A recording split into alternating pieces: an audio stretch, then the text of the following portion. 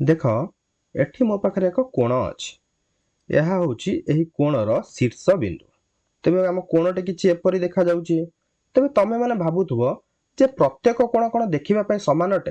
तेबे ना, प्रत्येक कोण देखिबा पय समान नुहे। तेबे एठी मो पाखरे आउ एक कोण अछि। एही कोणर यह होची शीर्ष बिंदु। तेबे आम एही कोणटे किछि एपरि देखा जाउची। तेबे एही दुईटी कोण को लक्ष्य कले आमे देखि पारुथुबा जे एही कोणटी ए कोण अपेक्षा टिके अधिक खोला अछि एवं एही कोणटी ए कोण अपेक्षा कम खोला अछि। तेबे कोण गुडी को आमे किपरि भाबरे मापि थाउ। तेबे कोण गुडी को मापिबा पई आमे एक एकक व्यवहार करिथाउ जाहाको आमे डिग्री बोली कहिथाउ। प्रकृत रे डिग्री माप एक वृत्तरु ही आसीछि। तेबे एठी देखो मो पाखरे एक वृत्त अछि। यह होछि एही वृत्तर केंद्र बिंदु। जदि मु एही केंद्र बिंदुरु एक रश्मि एही भଳି भाबे अंकन करिवि तेबे एठी देखो यह होछि एक पूर्ण मोड़। एही भଳି हमकु एक पूर्ण मोड़ मिलिला। तेबे पूर्ण मोड़ हेउछि 360 डिग्री। तेबे याकू 360 डिग्री बोली आमे काहेकि कहिथाउ। ते पूर्व काल रे जो गणितज्ञ माने थिले सेमाने एथिपय याकू 360 डिग्री कहिचंदी जे वर्षकरे केतोटी दिन थाए। वर्षकरे 365 दिन थाए। केवल अधिवर्ष रे ही 366 दिन थाए। तेबे 360 हेउछि 365 रो पाखापाखी एमिति संख्या जाकी 1 ठारू 10 पर्यंत जेतिकी संख्या अछि केवल 7 को छाडिकी बाकी सबु संख्या द्वारा भाग होइथाए। तेणु आमे वृत्त को 1 2 3 4 5 6 8 9 10 एही भଳି समान संख्यारे भाग करि परिबा। सेथिपय बोधे पूर्व काल रे जो गणितज्ञ माने थिले सेमाने याकू 360 डिग्री बोली नेइचंती। बा पूर्व काल रे जो कैलेंडर आमे व्यवहार करूथिले सेथि मधुरु किछि किछि कैलेंडर रे वर्षक 360 दिन बोली हमकु देखिया पय मिले। एथिपय बोधे पूर्व काल रे जो गणितज्ञ माने थिले सेमाने याकू 360 डिग्री बोली नेइछ। तेबे जदि मु ए केंद्र बिंदुरु एक रश्मि एई भଳି भाबे अंकन करे तेबे एठी हमकु एक कोण मिलुची।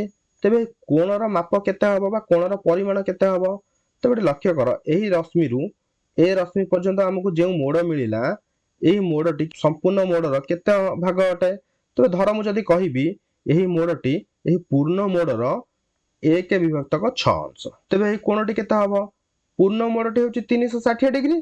तेबे एही मोड़टी होउची 1 विभक्तक 6 अर्थात एही कोणटी होउची 360 डिग्री रो 1 विभक्तक 6 अर्थात 60 डिग्री अटे। ठीक अछि। तेबे एठी मो पाखरे आउ एक वृत्त अछि।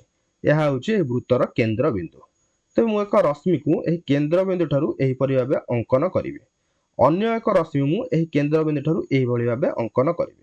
तेबे एठी देखो एठी एक कोण उत्पन्न होउची। तेबे एही रश्मि ठारू एही रश्मि पर्यंत जे मोड़ हमकु मिलिला ताहा हेउची एही पूर्ण मोड़र 1 विभक्तक 4 अंश। तेबे जदि यह 1 विभक्तक 4 अंश हुए तेबे एठी जे कोण हमकु मिलिला ताहार माप केते हबो। तेबे पूर्ण मोड़ होउची 360 डिग्री एवं एही मोड़टी होउची 1 विभक्तक 4 अर्थात एही कोणटी होउची 360 डिग्री रो 1 विभक्तक 4 अर्थात यह हबो 90 डिग्री। तेबे 90 डिग्री को आमे समकोण बोली कहिताउ एवं समकोण को आमे एही भଳି भाबरे दर्शाइताउ। यार अर्थ हेउची एही कोणटी समकोण अटे। या परे मो पाखरे आउ एक वृत्त अछि। यह होउची एही वृत्तर केंद्र बिंदु।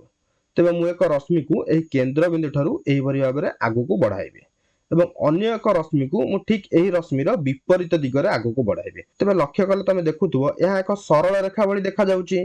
तेबे एठी देखो एठी एक कोण उत्पन्न हिची। तेबे एही कोणर परिमाण केते हबो। तेबे एही सरल रेखाटी एही वृत्त को समान दुई भागरे भाग करूची। एही रश्मि ठारू एही रश्मि पर्यंत जे मोड़ हमकु मिलिला ताहा पूर्ण मोड़र अधा अटे बा 1 विभक्त 2 अटे। तेबे पूर्ण मोड़ जदि 360 डिग्री हुए तेबे एही मोड़टी तार अधा हबो अर्थात एही कोणटी हबो 180 डिग्री। ठीक अछि। तेबे मो पाखरे आउ एक वृत्त अछि। यह होउची एही वृत्तर केंद्र बिंदु। तेबे मु एक रश्मि को एही केंद्र बिंदु ठारू एही भଳି भाबरे आगु बढ़ाइबी एवं अन्य एक रश्मि को मु एही केंद्र बिंदुरु एही भଳି भाबरे आगु बढ़ाइबी। तेबे एठी हमकु एक कोण मिलिला। एही कोण को देखिले तमे माने कहिदबो जे एही कोणटी होउची 90 डिग्री कारण एही कोणटी किछि एही परि देखा जाउची। तेबे मोर कहिबा कथा एठी यह हेउची जे तेबे एही कोणटी 90 डिग्री अटे। तेबे एही कोणटी केते डिग्री। तेबे एठी मध्ये हमकु एक कोण मिलुची। तो प्रत्येक वृत्तरे हमकु दुईटी लेखा प्रकृତରେ कोण मिलिची। ये गोटे कोण एवं ये गोटे कोण।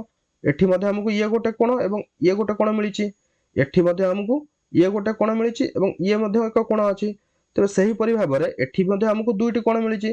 तेबे जदि ये 90 डिग्री हुए तेबे मो कहिबा कथा हेउची यह जे एही कोणर परिमाण केते हबो। तेबे पूर्ण मोड़टी जदि 360 डिग्री हुए तेबे एही कोणटी हमकु 90 डिग्री मिलला अर्थात एही कोणटी केते हबो 360 ডিগ্ରୀ ମାଇନସ୍ 90 ডিଗ୍ରୀ ଅର୍ଥାତ୍ 270 ডিଗ୍ରୀ ବା ଏହି ରଶ୍ମି ଠାରୁ ଏହି ରଶ୍ମି ପର୍ଯ୍ୟନ୍ତ ଯେଉଁ ମୋଡ଼ ଆମକୁ ମିଳିଲା ତାହା ହେଉଛି ପୂର୍ଣ୍ଣ ମୋଡ଼ର 3/4 ଅଂଶ। କାରଣ ଏଉଠୁ ଏତିକି 1/4, ବାକି ଯେଉଁ ମୋଡ଼ଟି ରହିଲା ତାହା ହେଉଛି 3/4 ହବ। ତ ପୂର୍ଣ୍ଣ ମୋଡ଼ଟି ଯଦି 360 ডিଗ୍ରୀ ହୁଏ ତେବେ 360 ডিଗ୍ରୀର 3/4 କେତେ ହବ? 270 ডিগ্ରୀ ହବ।